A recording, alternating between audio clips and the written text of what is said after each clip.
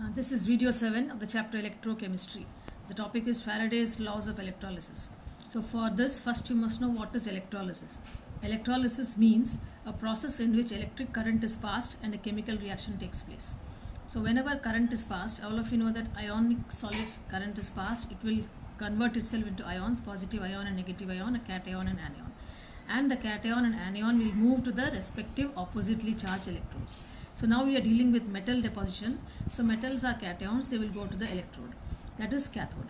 Now how much of the metal will be deposited depends on the amount of current passed. This is the law.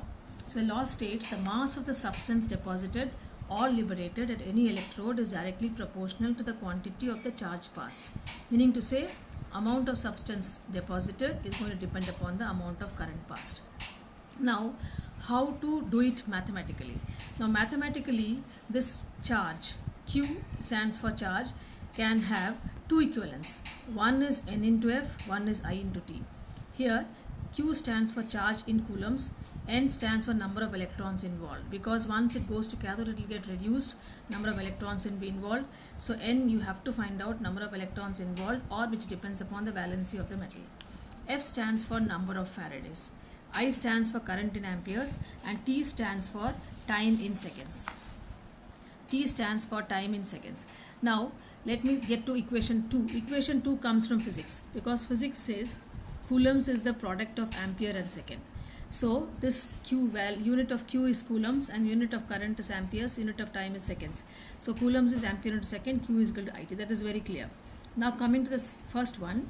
Now for the first one, you have the Faraday's constant as 96,500 coulombs. Now how did this number come, or where from this number has come? This is the charge of 1 mole of electron. All of you know that 1 mole means the number of entities, Avogadro number, 6.023 10 to the power of 23 number of entities. So if you have 1 mole of electrons, means this many number of electrons are there. And each electron has a charge of 1.6 in 10 to the power of minus 19. This is got from Millikan's oil drop experiment. So charge of 1 electron value is known, it is this much coulombs. So charge of 1 electron is known, number of electrons is known. So I know the charge of 1 mole of electron. If you multiply these two, it comes to around 96,500 coulombs. So that is number of Faradays is 96,500 into the valency gives me the total charge. And the mole concept. Mole concept says that 1 mole of any substance has a fixed mass, and that mass is the molecular mass. So if this Q is equal to NF, will be equivalent to the atomic mass. Q is equal to IT. So this is also Q, this is also Q. So I can relate current, time, valency, Faraday with mass. So how much of current? This is something like this is A, this is B, this is C. So A is equal to B, A is equal to C. So A and C are going to be equal. So that logic we are going to use here. So directly we are going to the numerical now. Now look at this numerical number 1. How many coulombs are required for the oxidation of 1 mole of water to oxygen? Now first thing you have to know is the equation. Water to oxygen. So let me take this water, write oxygen here. Now this is 1 mole of water to oxygen, means water is splitting into 2 parts. You have to write in term ionic equation here. So water will have, it is oxidation. Oxidation means loss of electron, so it must be minus E here, so I have put plus E here. So don't worry about this 2 here, just plus E here. Once you have a negative sign here, I must have something positive. So positive sign is from H. So H plus is put here, E minus is here. So 1 H plus over is 1 E over. Water has got oxygen, so I will write O2. So H plus and O2. So to balance this, it becomes half O2, 2 hydrogens, so 2H plus 2 electron. So for balancing this equation, first you must know what is going on, oxidation. So oxidation means E must be on the right hand side. Once E on the right hand side, something to plus, H plus, and another atom is oxygen. So after balancing, I get 2 electrons here. So my N factor is 2. N factor is 2, so Q is equal to NF. N is 2 and F is 96,500.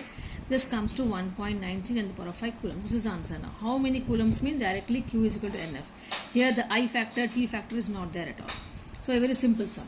Now come to the second one. Calculate the time to deposit. Now T is asked to deposit 1.5 grams of silver. The amount of silver is given, 1.5 grams of silver at cathode when a current of 1.5 amperes is passed through the solution of silver nitrate. Now here, because current is involved, mass is involved, I have to go for both the Q's. Q is equal to IT also is required, Q is equal to NF also is required. So Q is equal to IT, Q is equal to NF, both I'm going to use, and NF will be made equivalent to the atomic mass. So I move on to continue on the next page. So here I have Q is equal to IT, first equation. Now here I is given as 1.5 ampere, so I'm giving it as 1.5. T is unknown because it is asked time deposit. Calculate the time deposit, so T is asked. So this is something which is unknown. Now equation 2 says Q is equal to NF equivalent to the atomic mass of silver. So atomic mass of silver is 108. So here N is 1. How did I find out N is 1? Because silver nitrate formula is AgNO3, which will dissociate as Ag plus on NO3 minus on passing current. So if I pass current, it will dissociate as Ag plus on NO3 minus. Ag plus is a cation, it will get reduced, so Ag plus electron Ag. Now this, look at this electron, there is no number in before that, so only one electron involved, so N factor is equal to 1. So Q is equal to NF, N is 1, F is 96,500. So I have got one Q here, another Q is 1.5 into T. Both the Q's I can equate to the mole concept. Mole concept says this NF is equal to the mass of atomic mass. And that 108 grams of silver is deposited from 96,500 coulombs of charge. This is the atomic mass of silver, and mole concept says 1 mole of electron means atomic mass will be deposited. So 108 grams of silver is deposited from 96,500 coulombs of charge. Therefore, for 1.5 grams, how much charge will be required is this by 108 into 1.5, which comes to this much coulombs. Now for the time required.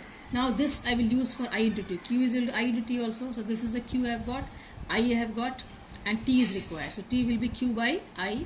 So this 1340.27 by 1.5, which comes to around 893.51 seconds, or I can divide it by 60 and give the answer in minutes, 14.85 minutes.